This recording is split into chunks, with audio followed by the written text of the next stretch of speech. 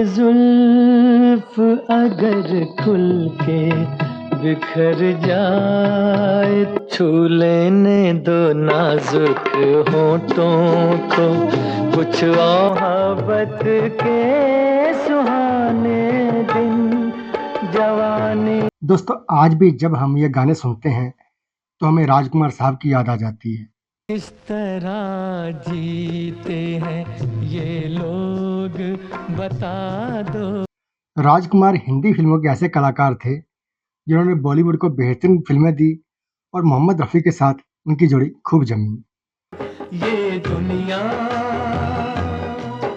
ये महफिल। राजकुमार ने फिल्मों में बेमिसाल रोल किए, लेकिन दर्शकों की रुचि उनके रोल से ज्यादा उनकी ऑफ स्क्रीन लाइफ में जानने में ज्यादा रहती थी। जिस माल पर राना था खो, उस माल को हजम करने के लिए राजकुमार फिल्मों में केवल अपनी शर्तों पर काम करते थे। उन्हें कोई कितना भी बड़ा स्टार हो या निर्माता निर्देशक, कभी किससे दबते नहीं देखा गया। उनके लिए उनका ईगो सबसे बड़ा था। इसके लिए वे किसी भी हद तक जा सकते थे। वो अपनी ईगो के आगे किसी को कुछ समझते नहीं थे। में चंदन का झाड़ होगा, वहां तो सांपों का आना जाना लगा ही रहेगा। लेकिन यही राजकुमार एक बार रफ़ी साहब के गाने के लिए अड़ गए और निर्माता को अल्टीमेटम दे दिया कि अगर इसमें उनके लिए गाना नहीं होगा तो फिल्म की शूटिंग छोड़ देंगे। जितनी लिखी थी मुकद्दर में हम।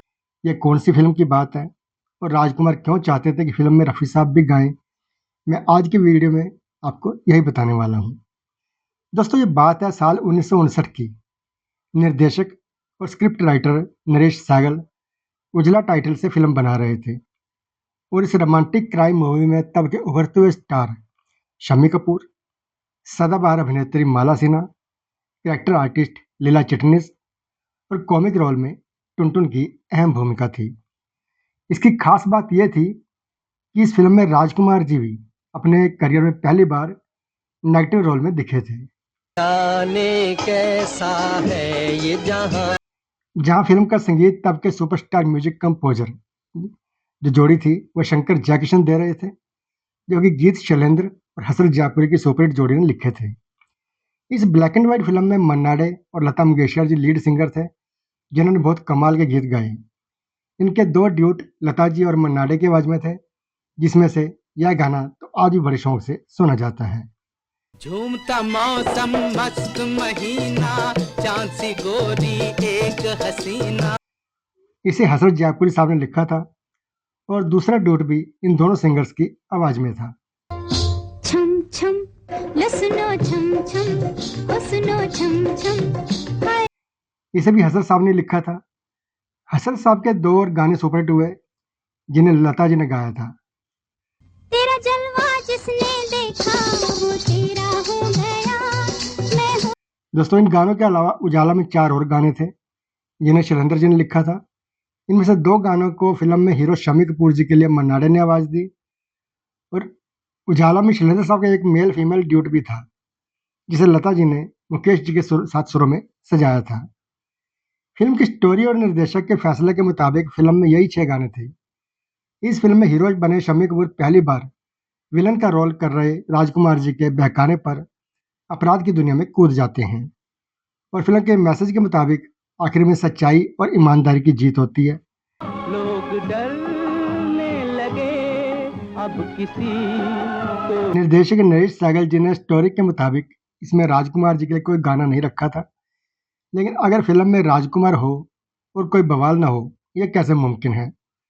राजकुमार तो हमेशा से ही अपने ईगो और सनकीपन के लिए मशहूर रहे हैं। ऐसी हरकत जिंदगी में मत करना जिससे तकदीर या तकदीर का लिखने वाला।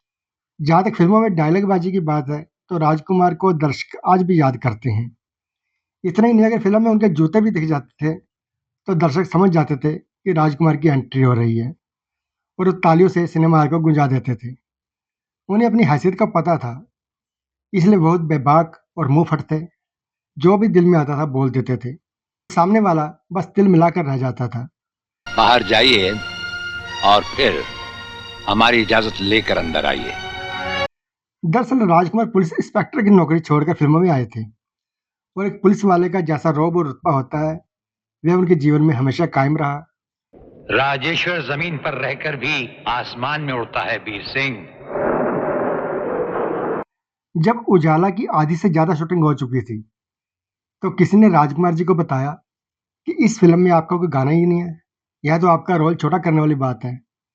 ऐसे में तो सारी लाइमलाइट शम्मी कपूर जी लूट ले जाएंगे। यह बात राजकुमार जी के मन में बैठ गई। हम तुम्हें मारेंगे और जरूर मारेंगे, लेकिन राजकुमार जो चाहते थे वो करके ही रहते थे, इसलिए निर्देशक सैगल जी पर दबाव बनाने के लिए उन्होंने शूटिंग पर जाना बंद कर दिया। उनके न आने पर जब कई बार शूटिंग कैंसिल करनी पड़ी तो सैगल साहब भागे भागे राजकुमार के पास पहुंचे। राजकुमार जी ने अपने स्टाइल में कहा कि जानी, अगर तुम्हारे पास फिल्मों में हमारे लिए कोई गाना नहीं है तो हमारे पास भी फिल्म में काम करने का वक्त नहीं है। यह सुनकर सैगल साहब घबरा गए और बोले कि आपका रोल तो विलन का है। फिल्म के गाने या तो हीरो हीरोइन गाते हैं या करेक्टर आर्टिस्ट। विलन के गाना गाने की कोई परंपरा ही नहीं है, इसलिए आपके लिए कैसे गाना लिख दें। लेकिन ऐसे आर्ग्यूमेंट से अगर मान जाते तो राजकुमार जी की हस्ती छोटी ना हो जाती। उन्होंने नरेश जी से कहा कि हमें जो कहना था हमने कह दिया है, बाकी तुम खुद फैसला करो, फिल्म पूरी करनी है या नहीं। हमारा फैसला नहीं बदलेगा, हम अपने हुक्म के खुद मालिक हैं। नरेश सहगल ने राजकुमार जी के डिमांड को लेकर अपनी टीम से बात की तो सभी ने यह समझाया कि राजकुमार जी ने कह दिया है तो अब कोई भी बहस बेकार है। बिना गाना गाए वो फिल्म की शूटिंग पूरी नहीं करेंगे, इसलिए आपको उनकी बात मान लेनी चाहिए।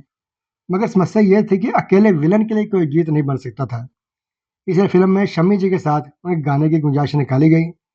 इसलिए सिलेंडर जी ने एक गीत लिखा जिसे रफ़ी साहब और मुकेश जी ने आवाज़ दी। हम भी हैं दिल के शाहजहान, प्यार पे सब कुछ। हालांकि फिल्म के बाकी गानों की तरह गाना लोकप्रिय नहीं हुआ, लेकिन इससे राजकुमार जी का ईगो संतुष्ट हो गया। तो दोस्तों, ऐसा था राजकुमार जी का जलवा। वह जो चाहते थे डायरेक्टर और प्रोड्यूसर को वह मानना ही पड़ता था।